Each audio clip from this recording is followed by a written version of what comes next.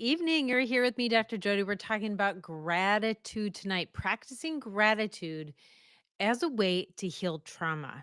Now, I don't want anyone to get confused about this because sometimes when you've experienced trauma or you've gone through a hard time, you feel very judged by people around you saying, just get over it, or just don't think about it, or just let it go in the past, and focus on the future in those kind of things, because after something difficult, we are in pain.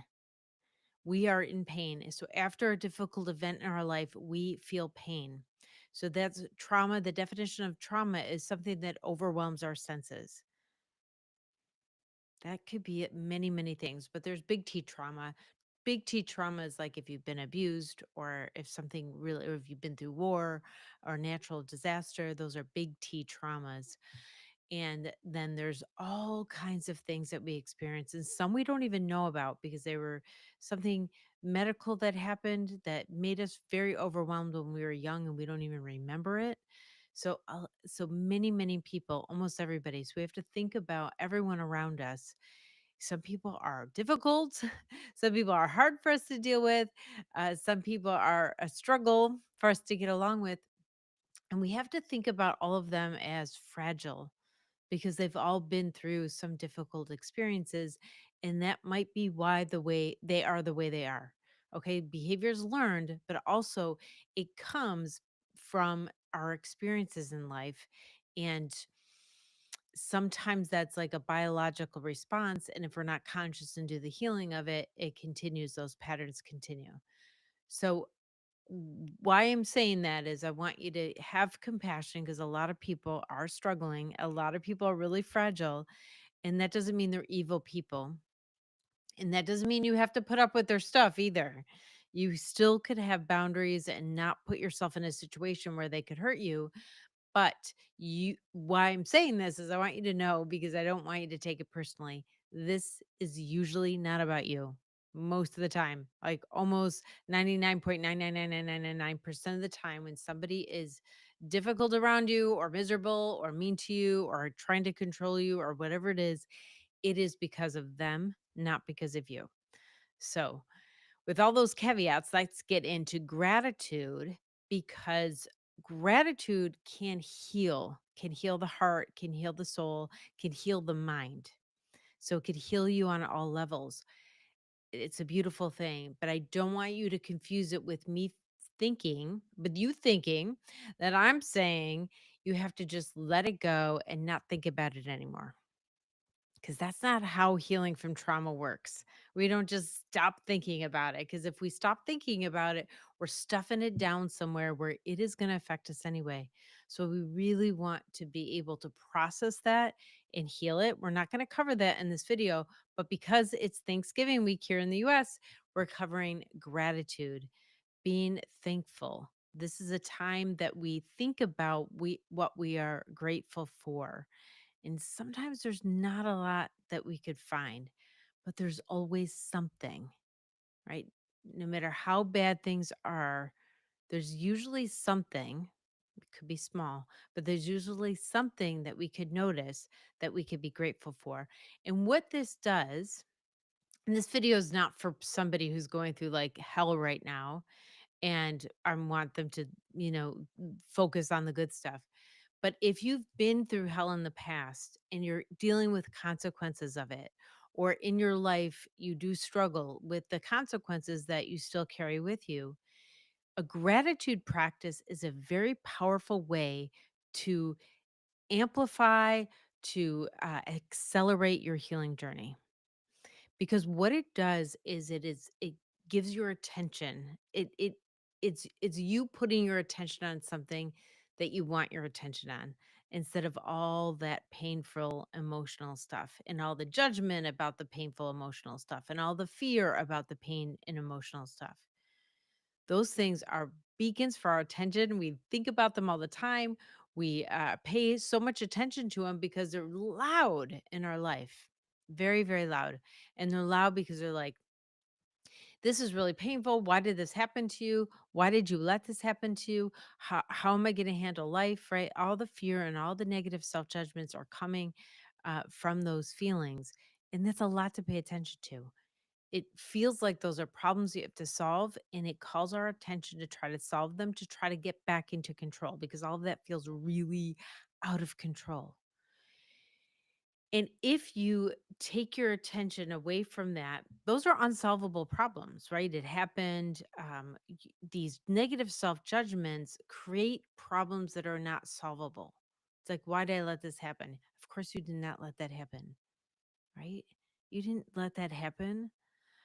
It wasn't your fault that it happened. And so there are you can't solve that because you can't figure out the mechanism of what you did. All you think, you have to come to some conclusion like you must be unworthy or you must deserve it somehow, but you never have a real answer, so you keep questioning and keep questioning, which creates more chaos. So you're trying to get order by questioning, but it creates more chaos because you don't have an answer. What a gratitude practice does, it takes your attention off that and onto something else. And what you pay attention to, the more you pay attention to something, the more alive it becomes in your life.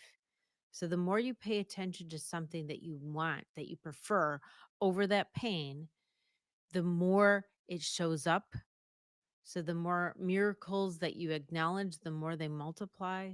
So the more good stuff that you're noticing, you notice more good stuff. It's like a practice, right? You're practicing noticing some good things. There's always something there. You're practicing noticing some good things, and you're going to notice more. And you practice noticing good things, and you're going to notice more. And it gets bigger and bigger. And it takes more time and energy, giving less time and energy to that pain and the negative self judgment and the fear that comes with that emotional pain.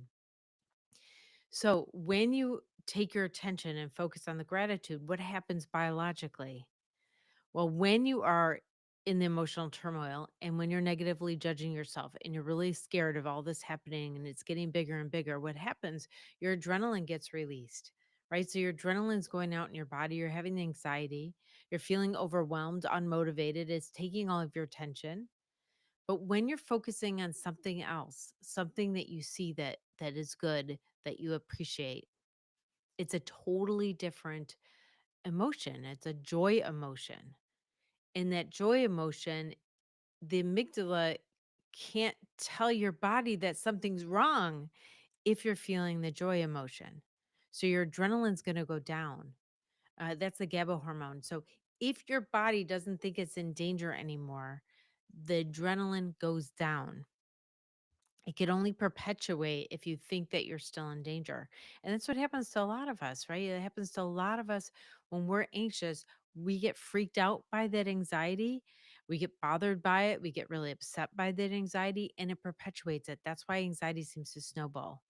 But if you were to take your attention onto something else, I know it's not that easy. I talk about that more in different videos, how to take that attention away when anxiety is so loud, how not to be bothered by it. That helps you take the attention away as much as you can, because when you're bothered, you're attached, right? When you're afraid of it, when you're judging it, it attaches you. Gratitude is the same as compassion, it unattaches you, right? So judgment, fear attaches you. It multiplies your emotional turmoil. And then gratitude, laughter. I always say laughter and anxiety can't live in the same moment together. They can't literally, because your amygdala, if you're laughing, your amygdala can't keep telling your body you're scared, and the adrenaline's going to go down. So gratitude works the same way, because gratitude is similar to feeling love, and love and joy is the word I'm looking for. I'm looking for the word joy. Gratitude is joy. It's a joyous feeling. You see something that you're grateful for and you have joy for it. And joy, when you're feeling joy, you don't feel joy if you were in mortal danger. Right? Don't forget that sympathetic nervous system is only supposed to be useful to you when you're in mortal danger. Of course, it goes off so many other times, and we've kind of trained it to be afraid of it, and it goes off even more often for some of us, and anxiety goes up. That's why anxiety is so rampant. But if you if you refocused on something else. It could be a task.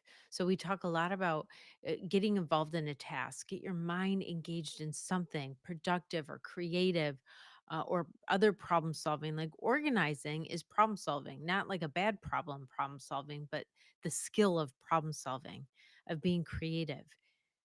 That takes the brain space that the anxiety is using, right? There's a problem, I got to figure it out. There's a problem, I got to figure it out. If you take your attention and put it on something and gave yourself something to figure out, our brain has so much capacity to do so much. And when it doesn't have enough to do, it will make things up and it will freak us the heck out. It's awful. So, if you had a gratitude practice, so let me give you an example of a gratitude practice that I just love. It's easy and you've heard of it before, probably. So, every night before you go to bed, you write down three things that you're grateful for that you experienced that day. Three things. But I like to add to it. There's tons of research out there about writing three things down every night before you go to bed as a gratitude practice that says, symptoms of anxiety and depression go down, mental wellness, emotional wellness goes up. You feel more joy, you feel more happiness, you feel closer to people. If you do this one practice, just writing down three things every day that you're grateful for, this one practice is transformative. Now we know why, because it's affecting our hormones, and it's a practice. So it's getting us used to taking our attention off something that we don't want it on, our deficits, our inadequacies, our not good enoughs, right? Everything we didn't get done. We're taking our attention off that stuff, which feels completely out of control. It makes us feel powerless. It makes us feel inadequate, all of that, that brings on the anxiety and depression, and it takes our attention on something else. It's a practice. So you're practicing taking your attention from one thing to another thing, and that skill is going to get better and better and better. So it's so hard to take your attention away from that anxiety or those anxious thoughts or those negative self judgment or trying to figure something out that's a problem that you've made up. And so if you practice a lot doing that, by having a gratitude practice where you focus on doing that once a day at least, it's going to become easier and easier to take your attention off that and put it on something positive. Put it on something that you enjoy. Put it on something that you're grateful for, something that lifts you up. So everyone should be doing this practice. And when you start doing the practice, like after a month of writing three things down that you did that you were grateful for each day, you start to notice those things earlier in the day, right? You're counting them. You're counting them because you know you have to write those down later, and you're starting to notice more than you've ever noticed before. This is what the research says happens, is that people start to notice things that they haven't noticed before. They feel the regular complaints that they used to feel and get really upset about and riled up about don't come as much because they're taking so much attention to think about what they're grateful for, the good things, right? They're filling that space. There's less space in the negative and filling more space in this joy and this gratitude just by doing this practice. These studies have been repeated over and over and over. You could go into Google Scholar. I don't know if y'all know this. I know it because I was in school. But you go to Google Scholar and you put in gratitude practice and writing down three things, and you get all of the research journals and articles out there that prove this is so powerful. But what I like to do is I like to add another practice to this. So besides writing down three things that you are grateful for every day, I want you to also write down three things that you did, like three things that you've taken initiative on. So gratitude could be quite passive, right? We could be grateful for our sunset, or we could be grateful for a call that came in that we've been waiting for. But the second part, it has to be something you did. So you're connecting with your skills and abilities, you're connecting with your sense of agency, and you're starting to notice the skills that you have. So these two practices whew, change your life. One is writing down three things you're grateful for.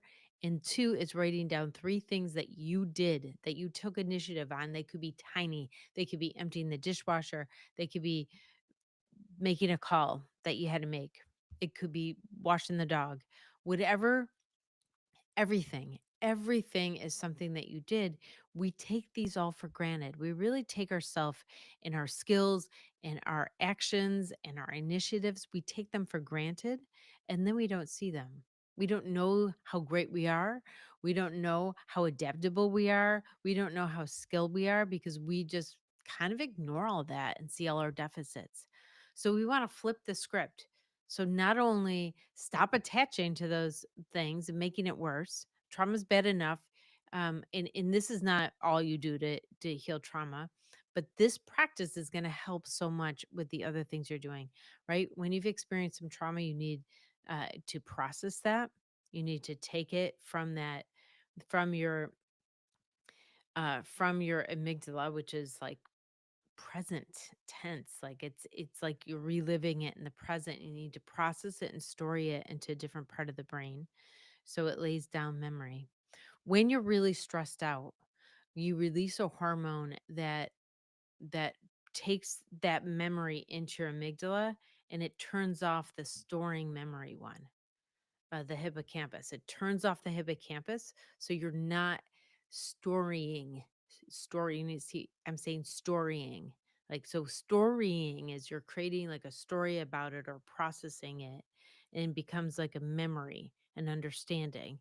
But what happens with trauma, that hormone turns the hippocampus off so that you could lay down memory in the amygdala. So if anything like that happens again, your fear response will go off. That's why the brain does this to protect you. Like if you survive this one, it's going to try to protect you the next time. And so, what we have to do when we're healing from trauma is so you could work with, someone like me or somebody who really has a lot of experience working with trauma, hopefully some somatic work to help get it out of the body. But you want someone to help you story that and get it into the different part of the brain so you're not reliving it. When you're reliving it and having those emotional turmoils, then you're going to negatively judge yourself and have the fear, which is going to grow it. That's what we're talking about tonight, right? Attaches you to it even more. All right. So, gratitude. So, your attitude on gratitude, this is about paying attention to some good things. There's always something. What are you going to feed? Are you going to feed the negative emotional turmoil? Or are you going to feed some good things that you have, that you want to feed that more and more, that gives you the energy that you need to heal that? There's lots of ways to heal trauma. Being with a professional is just one way, but there's lots of ways to heal. But while you're doing that work, this will give you a lot of emotional and energetic bandwidth to be able to do that work because those negative self judgments and the fear about what you're feeling is taking a lot of energetic bandwidth that you don't have to spare. You want to take that all, heal the trauma so you could experience your life more connected, with a good, better sense of self, happier, closer to the people around you, feeling safe and calm. That's what you deserve. And you can get there, right? Tra- it, Anxiety is curable. Trauma is trauma. The consequences of trauma or the effects of trauma are curable. You could help yourself get better. And I've seen it a million times. So, when we're helping other people, so say you're an adult, you have some kids, or you're a teacher, or you're a counselor, and you have people that you're helping through this process. How do you model gratitude? Of course, you could give them the practice that I shared with you, three things that they're grateful for, three things that they did, right? We want them to appreciate the world and themselves, right? So you need both of those aspects. So always, as a family, start this practice. Maybe you share, maybe not. The one other thing you could add if you're in a family or in a classroom is some kind of structured activity about telling people what you appreciate about them. Make that normal, that we tell people what we appreciate about them. People want to be seen for their uniqueness. So if you're a parent, if you're a teacher, if you're a counselor, if you notice somebody's uniqueness, like not be like, you're a nice person, that's very general. You're a good person, very general. But if you say you always have great ideas, fun ideas, you think outside the box. And this is an example, and give them the actual example of the idea that they had that was different than other people's ideas. Be specific. When you're acknowledging somebody, when you're thanking them, when you're appreciating something about them, be specific and tell a story about why you see that, why you see them that way. This is powerfully healing and acknowledging. If you think about if you think about things that hurt us, things that bring us down, things that hurt us, it's always somebody devaluing something that's important to us, right? Either devaluing us or devaluing something else that's really precious to us. And so that takes you down. And the opposite of that is to heal is this validation. So acknowledgement, gratitude, thankfulness, complimenting somebody, all of those things have the opposite effect, the healing effect. That's what people need. So when people are mean, what heals them is when people are kind and acknowledging. That makes a lot of sense, right? Okay. So, gratitude changes relationships. So, I've seen this happen before when you are in it, having a difficult relationship with someone in your family or somebody at work or something that you love. You love this person, you care about them a lot, but there's a lot of conflict right now. So, if you're a parent of a teen, let's say, and you have a lot of conflict right now with that teen, but you love them and or a partner. You could do this with a partner. Also, add to your gratitude practice 3 things that you're grateful for that they've done that day. You don't even have to share this with them. You're just starting to notice. I've seen this practice transform relationships. And this doesn't mean someone's abusing you and you transform that and you stay with them. It means like if there's just conflict it's a good relationship. It's just like it, it's a little sticky right now. This could transform that relationship. Even better if you both do it, but I don't know. If you're a parent of a teen, it might be a little hard to be like, write down 3 things you're grateful for about me. I'm gonna tell my kids that. I wonder if I wonder if they'll do it. I don't know. Um, but I've seen that transform relationships. You don't even have to share it. It's really brilliant. So there. There you have it. That is my episode on gratitude and how gratitude actually changes the brain, and it increases neuroplasticity, and it helps you change those pathways. First of all, it's a practice. You're taking your attention on one thing that you don't want to pay attention to anymore, and you're taking it on something that you want more of in your life. And so that practice is going to make it easier and easier and easier. You're going to make those pathways easier and easier and easier to go down. In the beginning, it's going to be hard. It's going to be very sticky to change from one lane to another lane, but after doing it for a while, it is so easy. It's easier to be happier. Isn't that great? These are learned behaviors. This is a learned behavior, taking your attention from one thing into something else. And so it's not like people are just lucky. People who are happy are just lucky and they could just do it easily. No, it's a learned behavior and you have to teach yourself to do it and it'll change your life. So I'm here. It's me, Dr. Jodi. Come on over to my website, jodiamond.com/live. Jodiamond.com/live. This is my show page. And on my show page, you could download the calendar and see what the topics are coming up. So you know that you don't want to miss that episode. I do have call-in guests. Sometimes Lily's on. I think Lily will be on next week.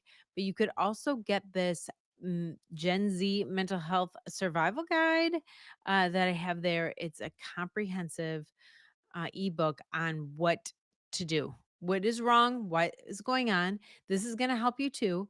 So if you're a parent or educator, if you're a counselor, if you're anybody who cares about young people, if you're a young person, get this survival guide because it's going to explain a lot, which is going to demystify anything and really help you know how to go forward. So I'm so grateful for you. Come on next week, every Monday at 8 p.m. I'm right here. See you later. See ya. See you next week.